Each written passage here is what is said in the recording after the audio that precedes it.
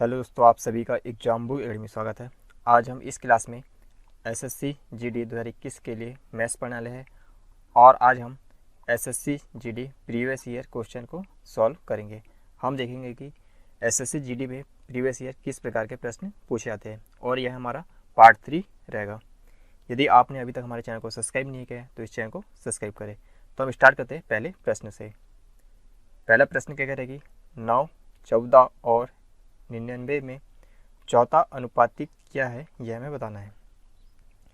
हम यदि मान लेते हैं कि जो चौथा अनुपातिक है वह x है, हमने क्या माना कि जो चौथा अनुपातिक है वह x है, तो ये हो जाएगा 9:14 समानुपात 99/x। तो अभी इसे लिख सकते हैं 9/14 बराबर 99/x।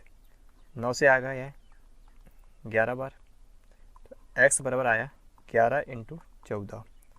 x बराबर होगा 11 × 44 बचा 4, 11 कम 11, 11 और 4 होता है 15। तो जो चौथा अनुपातिक हो गया वह क्या होगा, तो 154 आएगा। तो हमारा जो राइट आंसर होगा वह होगा 154। तो ऑप्शन नंबर जो बी है इस प्रश्न का करेक्ट आंसर है। अब देखते अगले प्रश्न पे। प्रश्न 2 क्या करेगी, दो संख्याएं 2:3 के अनुपात में है। यदि पहली से 50 घटाया जाए और दूसरे में से 50 जोड़ा जाए तो अनुपात 1:4 हो जाता है। मूल संख्याओं का योग ज्ञात कीजिए। हम मान लेते संख्याएं 2x और 3x है। हमने क्या माना कि जो संख्या है 2x और 3x है। अब क्या करें कि पहली संख्या में से 50 घटाना है, तो 2x में से हम 50 घटाएंगे और दूसरे में हमें क्या करना है 50 जोड़ना है, तो 3x में 50 जोड़ दिए और इसका जो रेशियो हो जाता है वो क्या हो जाता है 1/4 हो जाता है।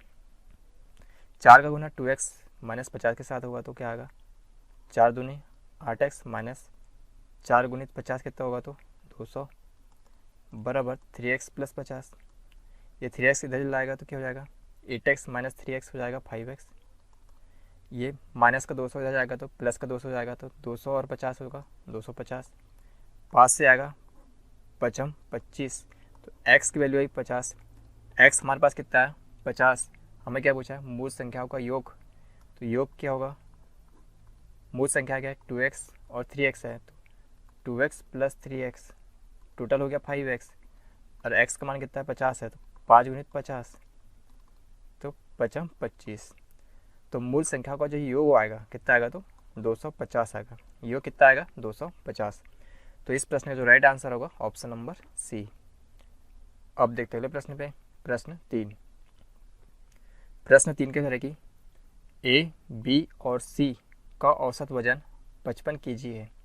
यदि ए और बी का औसत वजन 52 kg है और बी और सी का औसत वजन 48 kg है तो बी का वजन ज्ञात कीजिए। यहाँ पर हमें बी का वजन बताना है क्या होगा। तो यहाँ पर ए प्लस बी प्लस सी जो 3 का औसत वजन कितना है 55 kg है, तो इनका योग कितना आएगा 55 गुणित 3, 3 5 15 बचा 1, 3 5 15 1 16, 165 kg इनका कुल वजन हो गया।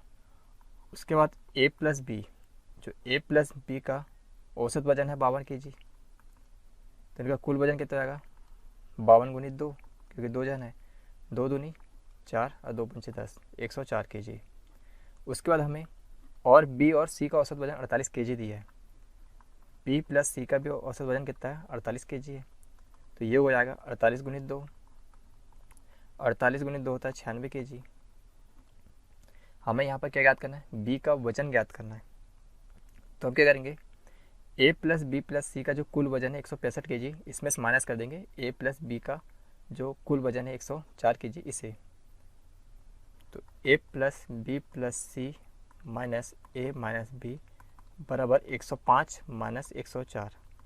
यहाँ पर ए से ए कैंसिल हो गया, बी से बी कैंसिल हो गया, तो सी का जो वजन हो जाएगा कितना आएगा, 5 में से 4 गया तो बचा 1 और ये बचा 6, तो सी का वजन होगा 61 kg।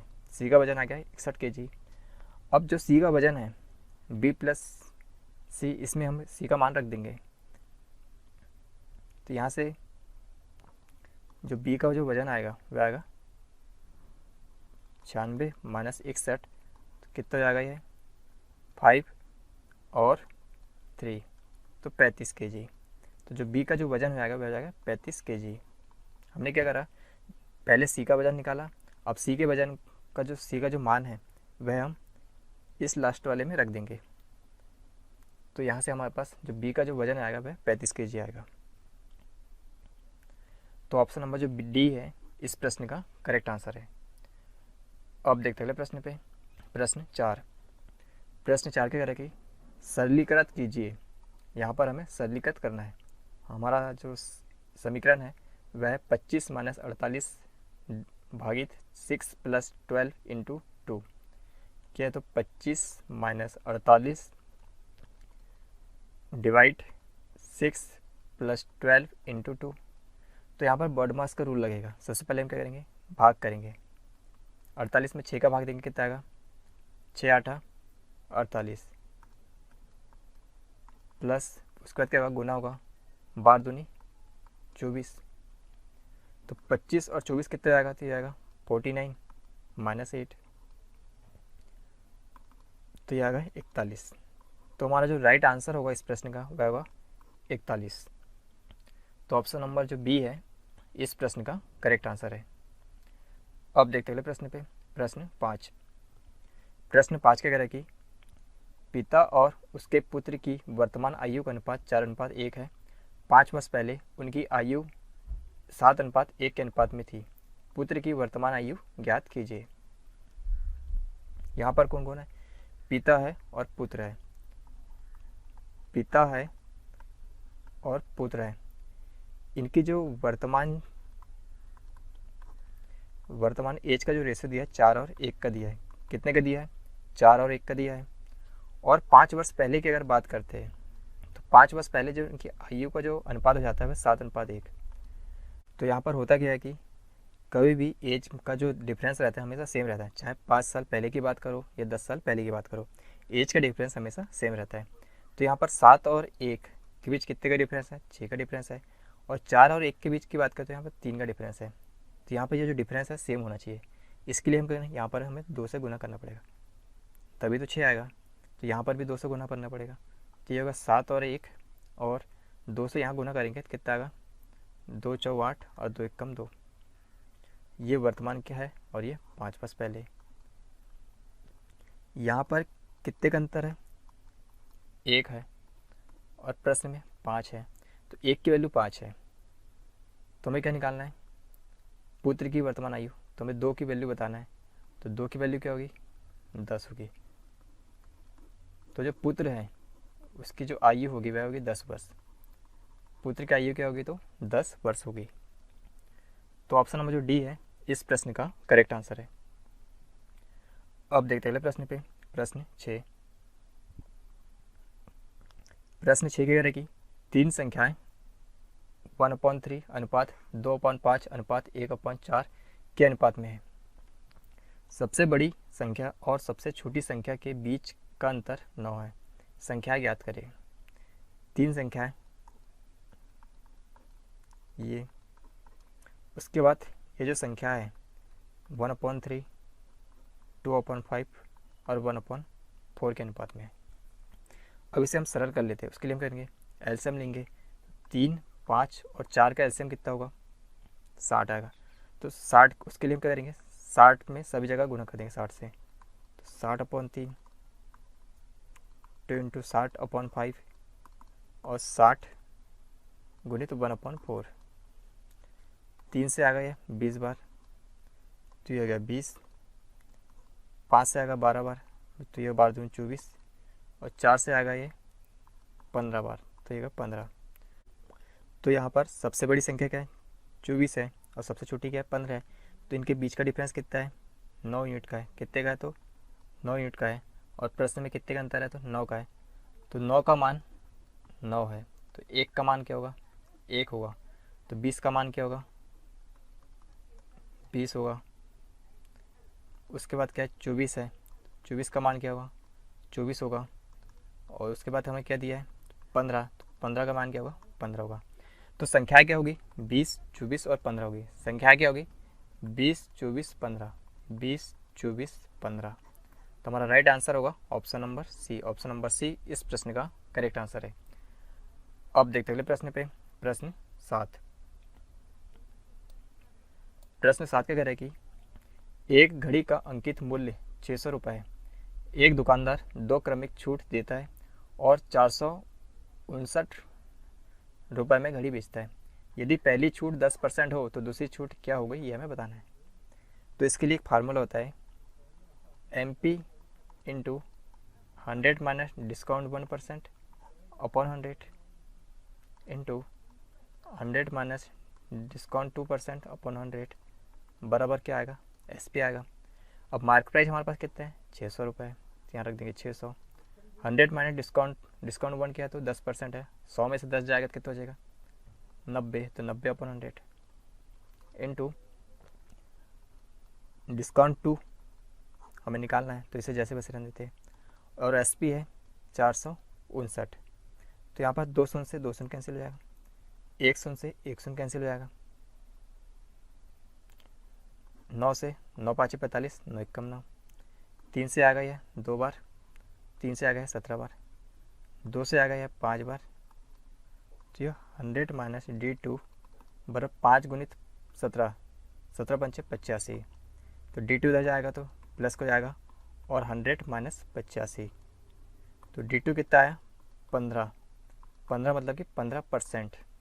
तो दूसरी छूट क्या होगी, 15% होगी। तो हमारा जो राइट आंसर होगा वह होगा 15%। तो ऑप्शन नंबर जो डी है इस प्रश्न का करेक्ट आंसर है। अब देखते अगले प्रश्न पे, प्रश्न 8। प्रश्न 8 के कह रहे कि ए एक कार अकेला 12 दिनों में और बी अकेला 10 दिनों में कर सकता है। उन्होंने 440 रुपये में कार हाथ पर लिया। ए को कितने रुपए मिलेंगे यह हमें बताना है। ए जो है कार को अकेला 12 दिनों में कर सकता है और बी जो है कार को अकेला 10 दिनों में कर सकता है। तो 10 और 12 का एलसीएम होता है 60 और जो 60 होगा यही होगा टोटल वर्क। ए जो है 60 कार 12 दिनों में करता था, एक दिन में 12 पंचे 7, 5 यूनिट कार करेगा। बी जो है 60 कार 10 दिन में करता तो एक दिन में 6 यूनिट कार करेगा। और एक दिन में कार किया गया कार क्या होता है, तो एफिशिएंसी होता है। एक दिन में किया गया कार क्या होता है, एफिशिएंसी होता है। तो जो 440 रुपये है इनकी एफिशिएंसी के रेशियो में बटेगा। ए और बी की जो एफिशिएंसी है इसके रेशियो में बटेगा, मतलब कि यह 5 और 6 के रेशियो में बटेगा। 5 और 6 क्या है, 5 और 6 को हम ऐड करेंगे तो होगा 11 यूनिट और 11 का मान है 440। तो 11 की वैल्यू है 440, तो 1 की वैल्यू होगी 4, 11 4 44, तो 1 की वैल्यू होगी 40। तो 5 की वैल्यू कितनी होगी, 5 गुणित 40। 6 की वैल्यू होगी 6 गुणित 40, तो ये होगा 200 और ये होगा 240। तो ए को मिलेंगे 200 रुपये और बी को मिलेंगे 240 रुपये। हमें प्रश्न क्या पूछा कि ए को कितने रुपए मिलेंगे, तो ए को मिलेंगे 200 रुपये। तो हमारा जो राइट आंसर होगा वह होगा 200 रुपये। तो ऑप्शन नंबर जो ए है इस प्रश्न का करेक्ट आंसर है। अब देखते हैं अगले प्रश्न पे, प्रश्न 9। प्रश्न 9 क्या कह रहा है कि एक व्यक्ति 10 किलोमीटर प्रति घंटे की गति से कल्याण से मुंबई आता है और 15 किलोमीटर की गति से कल्याण वापस लौटता है। पूरी यात्रा में उसकी गति क्या है यह हमें बताना है। जाता है वह 10 किलोमीटर प्रति घंटे की रफ्तार से और वापस कितने आता है, वापस आता है 15 किलोमीटर प्रति घंटे की रफ्तार से। तो औसत गति क्या होगी, तो उसके लिए एक फार्मूला होगा 2xy upon x plus Y. 2x मान लेते हैं हम 10 किलोमीटर प्रति घंटा और y 15 किलोमीटर प्रति घंटा। तो ये होगा 10 गुणित 15 अपॉन 10 प्लस 15। तो ये होगा 2 गुणित 10 इंटू 15 अपॉन 25। 5 से आएगा 2 बार, 5 से आएगा 5 बार, 5 से आएगा 3 बार, 2 दूनी 4, 4 तिया 12, तो 12 किलोमीटर प्रति आवर। तो पूरी यात्रा में उसकी औसत गति औसत गति जो होगी वह होगी 12 किलोमीटर प्रति घंटा। तुम्हारा जो राइट आंसर होगा वह होगा 12 किलोमीटर प्रति घंटा। तो ऑप्शन नंबर जो ए है इस प्रश्न का करेक्ट आंसर है। अब देखते हैं प्रश्न पे। प्रश्न 10 के कह रहे हैं कि प्रतिवर्ष चक्रवृद्धि ब्याज की किस दर से 1800 रुपये की राशि 2 वर्षों में 2178 हो जाएगी। तो यहाँ पर हमें जो प्रिंसिपल दिया है 1800 है, अमाउंट दिया है 2178 और टाइम दिया है 2 वर्ष का। तो चक्रवृद्धि ब्याज में जो अमाउंट का जो फार्मूला होता है वह होता है P 1 + R/100 और N। तो अमाउंट कितना है 2178, प्रिंसिपल है 1800 रुपये, 1 + R/100 समय दिया है 2 वर्ष का। तो 1800 इधर चला जाएगा तो 2178/1800 बराबर होगा 1 + R/100 और ये 2, ये आएगा 2 से 2 दाम 20, 2 8 16, दोनों का 18, 2 से आएगा 900 बार। वर्ग इधर चल जाएगा तो क्या होगा 1 + R/100 बराबर रूट में 1089/900। तो यहाँ से आएगा 1 + R/100 बराबर ये 1089 जो है 33 का वर्ग है और 930 का वर्ग है। 3 से आएगा 11 बार, 3 से आएगा 10 बार। तो 1 + R/100 बराबर 11/10।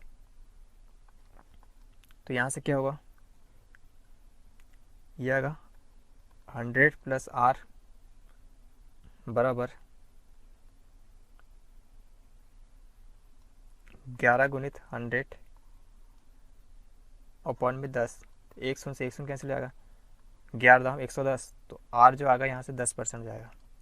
R की वैल्यू क्या हो जाएगी तो 10%। हमें क्या पूछा था, दर बताना है, R बताना है, तो R क्या हो गई 10% हुई। तो ऑप्शन नंबर जो सी है इस प्रश्न का करेक्ट आंसर है। तो यह था हमारा SSC GD previous year question part 3। यदि यह वीडियो आपको पसंद आए तो इस चैनल को सब्सक्राइब करें।